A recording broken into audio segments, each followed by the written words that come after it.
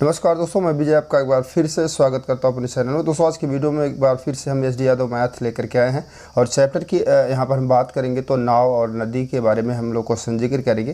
पहले यहां पर हम एग्जाम्पल क्लियर करवाएंगे इस वीडियो में, उसके बाद जो है प्रश्नावली से रिलेटेड क्वेश्चन को जिक्र करेंगे।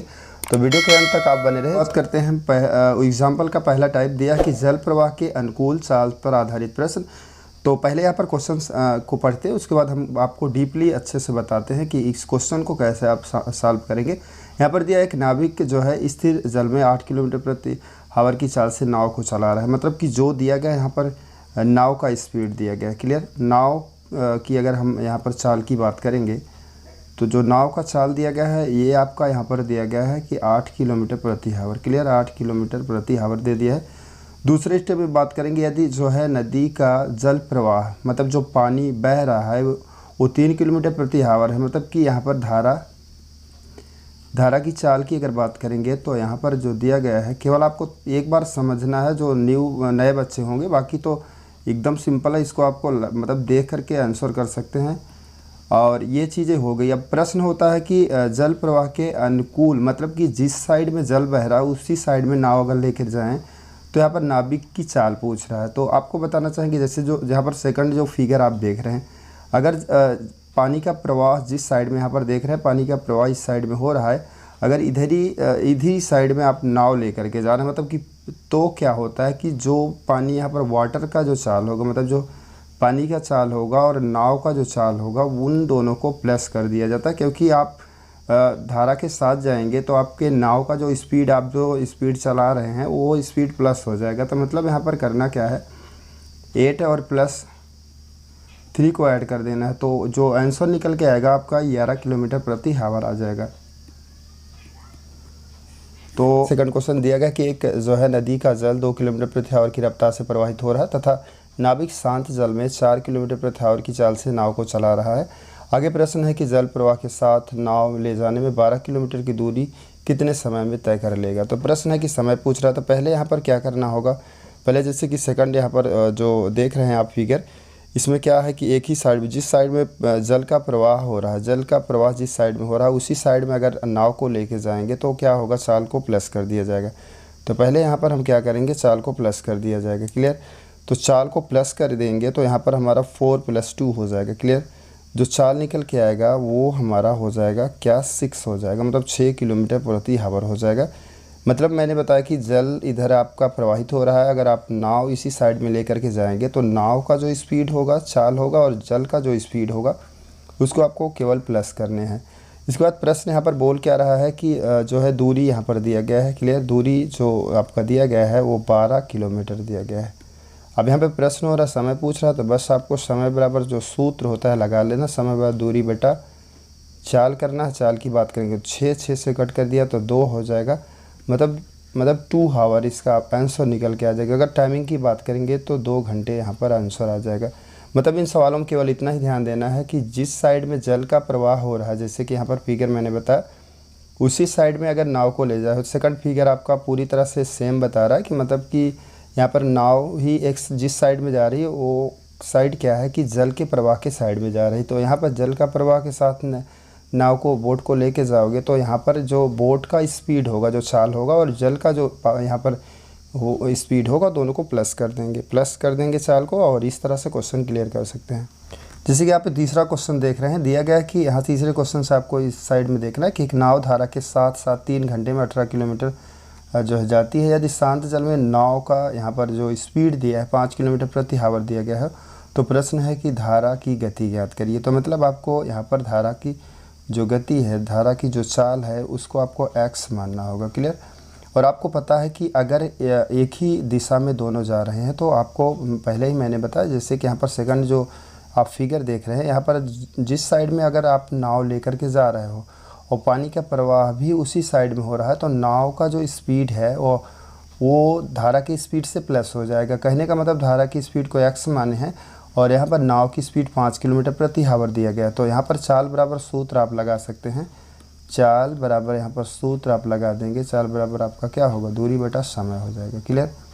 तो दूरी बटा समय आप कर देंगे, इस तरह से क्वेश्चन क्लियर कर लेंगे। चाल की बात करेंगे तो 5 किलोमीटर बोट की यहाँ पर दिया नाव प्लस यहाँ पर धारा को x माने दोनों को ऐड कर दिया जाएगा चालों को। दूरी की बात करेंगे तो यहाँ पर 18 दिया है। अगर समय की बात करेंगे तो 3 यहाँ पर 3 आवर दिया। यूनिट सेम है तो चेंज करने की ज़रूरत नहीं, 3 से कट कर देंगे तो 6 आ जाएगा।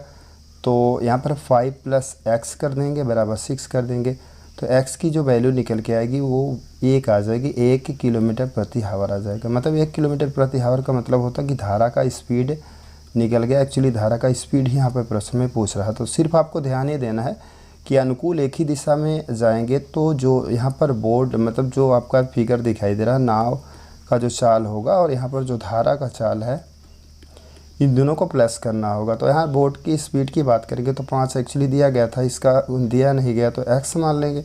अब इन दोनों को ऐड कर दिया जाएगा, चाल के प्लेस पे चाल को रख दिया गया। उसके बाद दूरी 18 दिया है और समय की बात करेंगे तो 6 दिया है। इस तरह से क्वेश्चन सिंप्लीफाई कर सकते हैं। सेकंड टाइप के प्रश्न का पहला टाइप आपने सीख लिया। सेकंड टाइप में इसमें दिया है कि जल प्रवाह के जो है प्रतिकूल चाल पर आधारित प्रश्न। अनुकूल का मतलब होता है कि एक ही दिशा में मतलब जिधर जल का प्रवाह हो रहा है उसी साइड में बोट को ले जाना अनुकूल कहलाता है और जो कि स्पीड प्लस कर दिया जाता है। अब इसमें क्या होगा कि जिस साइड में धारा प्रवाह हो रहा है इसके विपरीत आपको जो है बोट को मतलब नाव को लेकर के आना है तो इसमें स्पीड माइनस कर दिया जाता है। बस इतना ही आपको याद रखना है।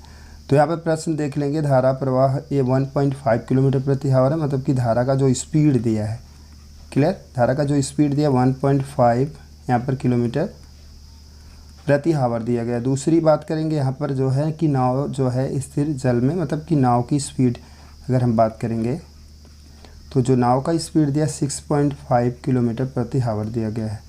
अब प्रश्न ये होता है कि धारा के जो है विपरीत नाव की चाल ज्ञात करिए। तो जब विपरीत की कंडीशन होगी तो दोनों चालों को लेस कर दिया जाएगा, उसके बाद ही आपका आंसर होगा। मतलब कि यहाँ पर आपको लेस करना होगा। लेस करेंगे तो 6.5 और माइनस कर देंगे 1.5 कर देंगे, इसको लेस कर दिया जाएगा। तो लेस करने के बाद आपका जो निकल के आएगा वो 5 किलोमीटर प्रति आवर आएगा। मतलब कि ये आपका आंसर होगा। सिर्फ इतना ही ध्यान देना है कि जब विपरीत की कंडीशन होगी तो यहाँ पर दोनों स्पीड का जो बोट का दिया है, जो यहाँ पर नाव का स्पीड दिया है, जो मतलब चाल दिया है और यहाँ पर जो जल प्रवाह का चाल दिया है, इनको करना क्या होगा, दोनों को माइनस करना होगा और दोनों एक ही साइड में है तो प्लस करने हैं। बस इतना ही आपको ध्यान में रखना है। जैसे सेकंड टाइप में मैंने देखा सेकंड प्रश्न की बात करेंगे। एक जो है नदी का जल 2.5 यहाँ पर 2.5 की बात करेंगे तो यहाँ पर दे दिया धारा का स्पीड क्लियर। धारा की स्पीड का मतलब धारा का चाल दिया गया है क्लियर। अब आगे प्रश्न होता है कि कोई तैराक जो है स्थिर जल में यहाँ पर दिया है कि 8.5 किलोमीटर प्रति आवर के तैर सकता है। आगे प्रश्न है कि विपरीत में मतलब कि नदी के विपरीत वह 21 किलोमीटर अगर जाता है तो कितना समय लगेगा। तो बात होती है कुछ इस तरह से, जल प्रवाह इधर से हो रहा है और व्यक्ति इधर से आ रहा है तो मतलब जो स्पीड है दोनों का, जल का स्पीड और ये जो मैन तैर रहा आदमी का स्पीड यहाँ पर माइनस कर देंगे। माइनस क्यों करेंगे, क्योंकि विपरीत होगा तो माइनस होगा। यहाँ पर जैसे कि आप फिगर में देख रहे हैं तो यहाँ पर हम पहले क्या कर देंगे, यहाँ पर 8.5 में से लेस कर देंगे, माइनस करके 2.5 कर देंगे क्लियर। यहाँ पर आ जाएगा 6 किलोमीटर प्रति आवर। मतलब जो स्पीड निकलेगा, जो चाल निकलेगा आपका 6 हो गया। अब यहाँ पर दूरी की बात करेंगे तो दूरी ऑलरेडी दिया गया है कि 21 किलोमीटर उसको जाना है क्लियर। तो बात होती है कि समय पूछ रहा तो आपने यहाँ पर समय का सूत्र लगा देना। समय बराबर दूरी बेटा क्या कर देंगे, यहाँ पर जो स्पीड दिया है 6 कर देंगे, 6 से कट कर दिया जाएगा तो 6 से यहाँ पर तो एक्चुअली कट नहीं होगा, 3 से कट कर देंगे तो 2 टाइम जाएगा और यहाँ पर 7 जाएगा। तो इस तरह से मतलब कि 7/2 का मतलब क्या होता है 3.5 h आ जाएगा। मतलब कि जो समय निकल के आएगा 3.5 आवर आ जाएगा। तो इस तरह से क्वेश्चन क्लियर करने हैं आपको। जैसे सेकंड टाइप में मैंने पहला और दूसरा क्वेश्चन ऑलरेडी बता चुका हूँ। तीसरे क्वेश्चन की बात करेंगे, स्टीमर धारा के विपरीत दिशा में 3 घंटे में 72 किलोमीटर जाता है। आगे प्रश्न है धारा की रफ्तार की बात करेंगे 3 किलोमीटर प्रति आवर दिया गया। तो शांत जल में जो है स्टीमर की चाल ज्ञात करिए। तो चाल यहाँ पर प्रश्न में पूछ रहा है तो चाल का सूत्र डायरेक्ट आप लगा सकते हैं। तो चाल बराबर क्या होता है, चाल बराबर दूरी बटा समय होता है। तो इस तरह से आप लिख लेंगे, दूरी बटा समय लिखेंगे और वैल्यू को पुट कर देंगे। चाल का बात यहाँ करेंगे तो x - 3 कर देंगे, क्योंकि आपको यहाँ पे पता है कि जो इस यहाँ पर दिया 3 घंटे 72 किलोमीटर जा रहा है, यहाँ पर केवल धारा का स्पीड दिया गया है। और यहाँ पर जो स्टीमर की अगर चाल की बात करेंगे तो एक्स आपको मानना पड़ेगा, विपरीत दिशा है तो इसीलिए चाल को घटा दिया गया है। और यहाँ पे 72 दिया है, दूरी 72 लिख लेंगे। और समय की बात करेंगे तो 3 घंटे दिया गया है, इसको 3 से कट कर देंगे तो 24 हमारा आ जाएगा। क्लियर। तो x माइनस 3 इक्वल यहाँ पर 24 मतलब 24 हो जाएगा। तो x बराबर क्या होगा, ये इधर जाएगा तो प्लस हो जाएगा, मतलब कि आ जाएगा आपका 27 किलोमीटर प्रति आवर आ जाएगा। चूँकि यहाँ पर आपने चाल x को मान रखे हो तो जो आंसर आएगा आपका 27 आएगा। इस तरह से ही क्वेश्चन क्लियर करना है केवल आपको। आइए शुरुआत करते हैं तीसरे टाइप के प्रश्न को। यहाँ पर दिया गया कि अनुकूल और प्रतिकूल दोनों चालों पर आधारित प्रश्न। अब तक आपने सीखा कि अनुकूल है तो आपको प्लस करने हैं, प्रतिकूल है तो चाल को माइनस करना है। अब दोनों कंडीशन जब होगा तो आपको एक यहाँ पर समझना होगा। जैसे कि दिया गया कि एक नाव नदी के जो है एक स्थान से दूसरे स्थान जाने में और पुनः वापस आने में 4 घंटे का टाइमिंग लेता है। क्लियर। 4 घंटे का टाइमिंग ले रही है। और आगे प्रश्न होता है कि यदि जो है यहाँ पर नदी का वेग 2 किलोमीटर प्रति आवर दिया गया हो और नाव का यहाँ पर 4 किलोमीटर प्रति आवर दिया गया हो, तो ध्यान से समझेंगे। यहाँ पर धारा की स्पीड की बात करेंगे तो यहाँ पर 2 किलोमीटर प्रति आवर दिया गया है। और यहाँ पर नाव की बात करेंगे, नाव का स्पीड की बात करेंगे तो यहाँ पर जो है दिया गया है 4 किलोमीटर प्रति आवर आपको दिया गया है। क्लियर। आगे प्रश्न है कि जो है तो दोनों स्थानों के बीच की दूरी ज्ञात करिए। जब इस तरह से प्रश्न होगा तो आपको ध्यान में ये रखना होगा कि पहले हम जब जाएंगे, ध्यान से समझिएगा, जब नाव लेकर के जाएंगे तो नाव का स्पीड यहाँ पर एक्चुअली दिया है 4 दिया है।